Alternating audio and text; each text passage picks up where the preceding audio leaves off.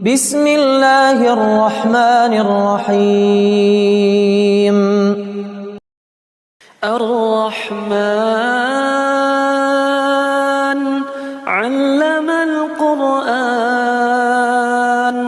خلق الإنسان